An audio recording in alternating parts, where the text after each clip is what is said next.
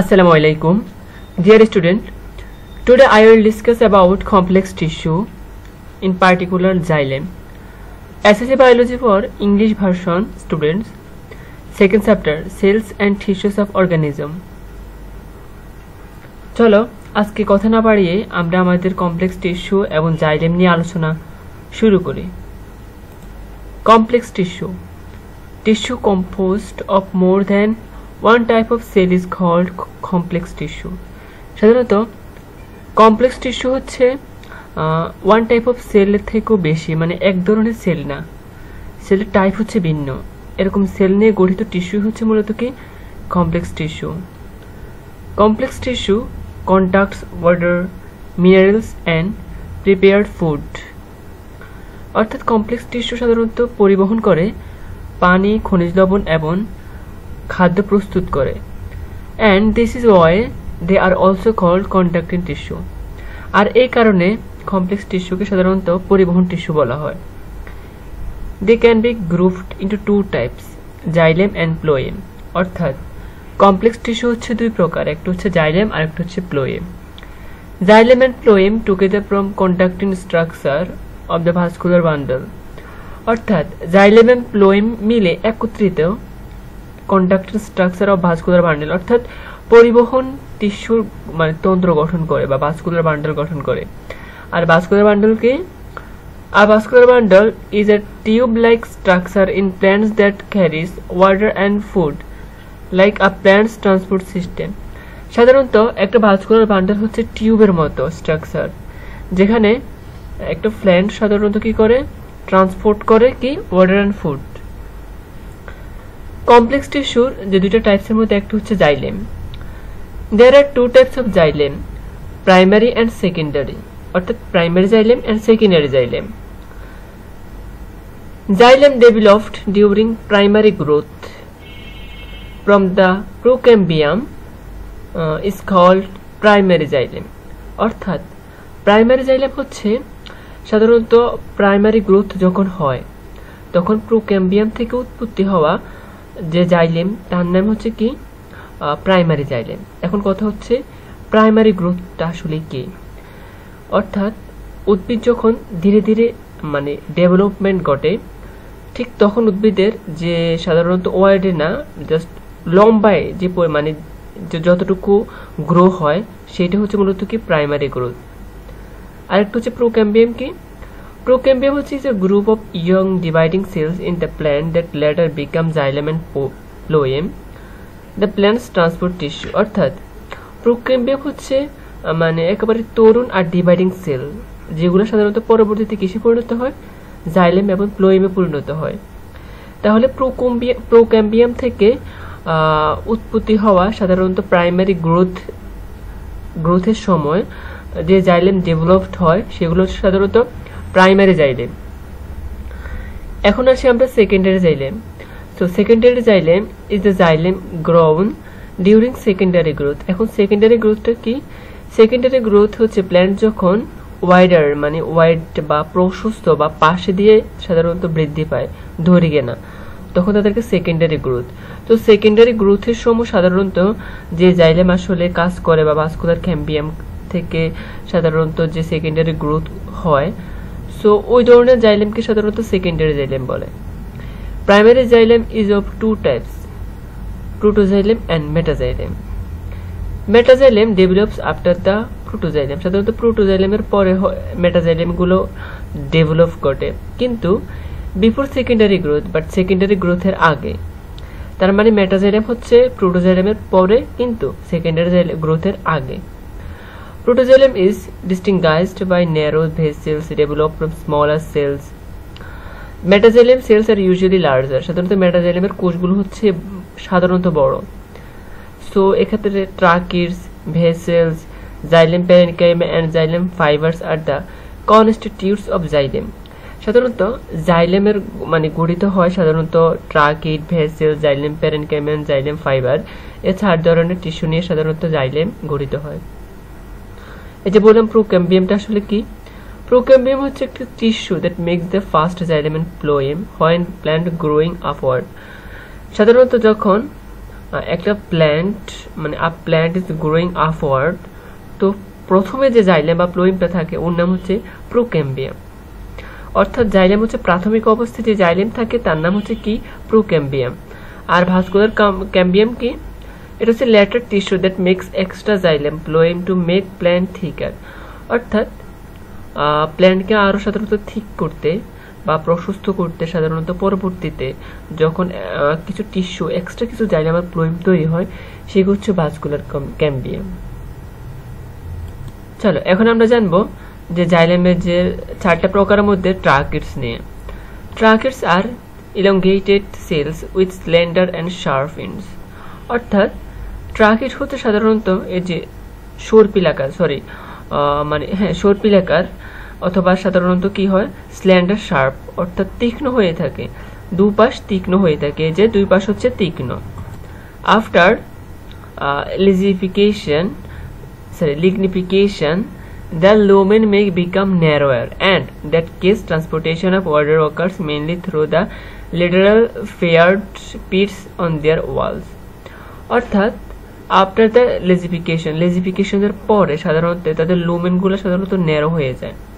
So যদি narrow হয়ে যায় তাদের অবশ্যই ট্রান্সপোর্ট করতে হবে ওয়াটার অ্যান্ড মিনারেলস বা ফুড।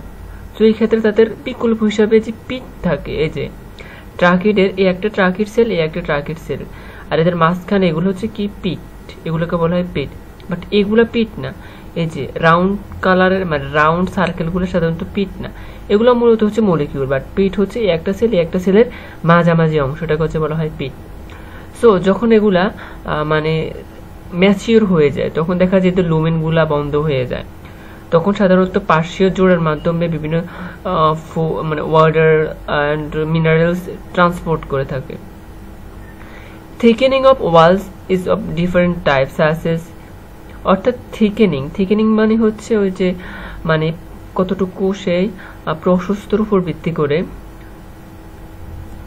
পুরুত্বের উপর ভিত্তি করে সাধারণত মানে ওয়ালের পুরুত্বের উপর ভিত্তি করে ট্রাকিডগুলোকে আবার বিভিন্ন ভাগে ভাগ করা যেতে পারে। যেমন ইলিপ্টিক্যাল, অর্থাৎ ইলিপ্টিক্যাল মানে হচ্ছে কি, ইলিপ্টিক্যাল হচ্ছে সাধারণত উপবৃত্তাকার, স্পাইরাল মানে হচ্ছে সর্পিলাকার, স্কেলারি ফর্ম মানে হচ্ছে যে স্কেলারি ফর্ম হচ্ছে এটা, অর্থাৎ সিঁড়ির মতো, রেটিকুলেট এই যে জালেকাকার, জালকের মতো, পিটেড মানে হচ্ছে অনেকগুলো সাধারণত কি গর্তাকৃত। অর্থাৎ এগুলো হচ্ছে থিকেনিং এর উপর মানে ওয়ালের থিকেনিং এর উপর ভিত্তি করে ট্রাকিডগুলোর যে প্রকার বা different types. Tracheids are found in ferns and gymnosperms.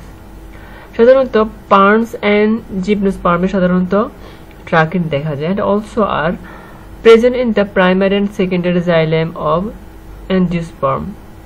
Their main function is to provide safe conduction related organs with proper rigidity. Sometimes they are also store food.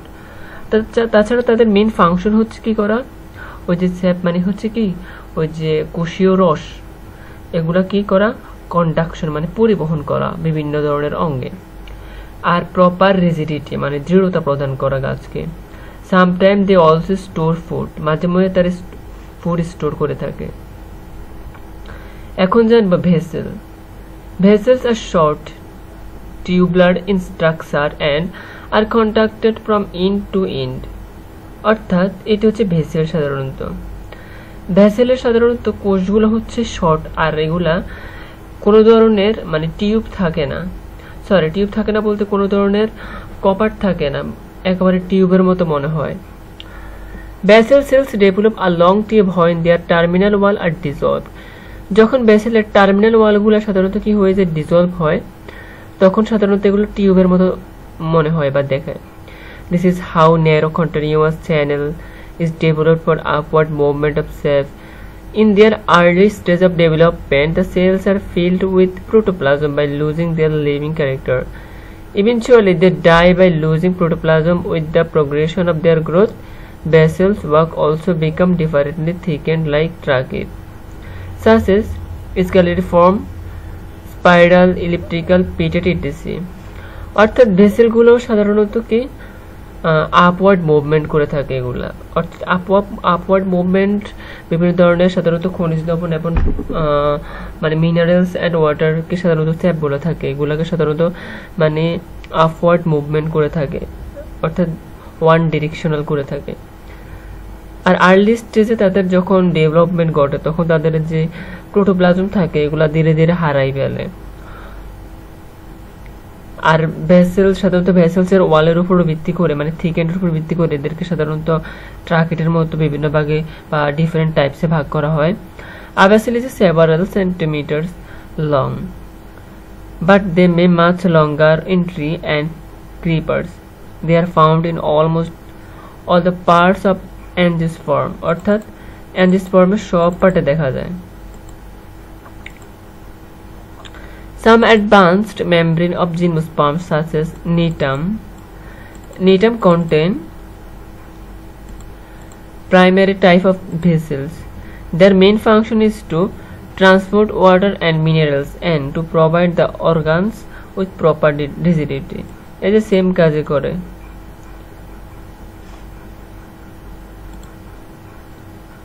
এই যে এটা হচ্ছে মূলত কি ভেসেল।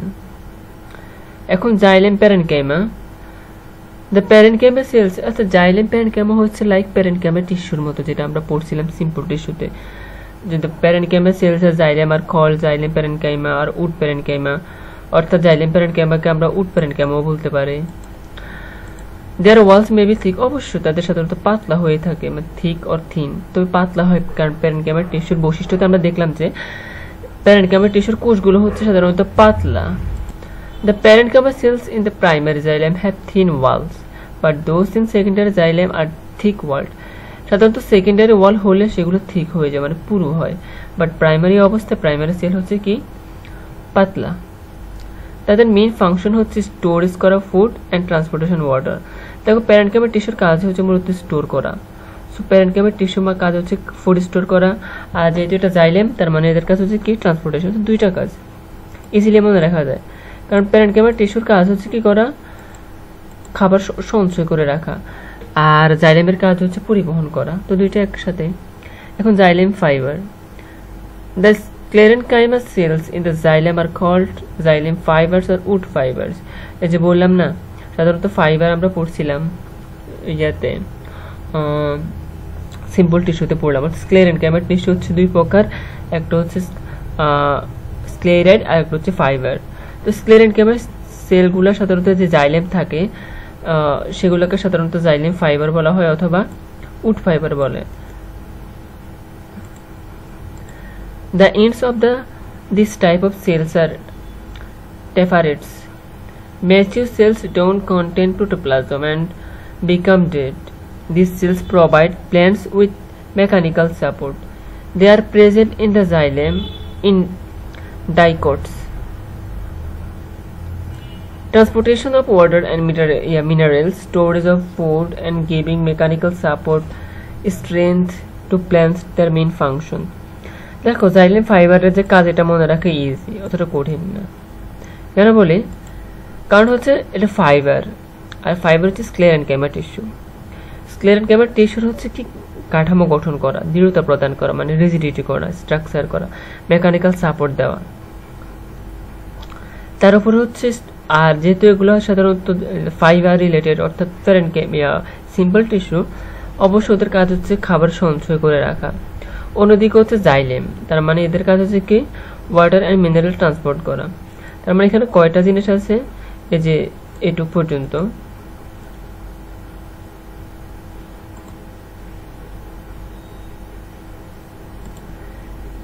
এটা এক রকমের, অর্থাৎ এটা হচ্ছে মূলত আমরা জাইলেম থেকে জানবো। আর storage food and giving mechanical support strength plant.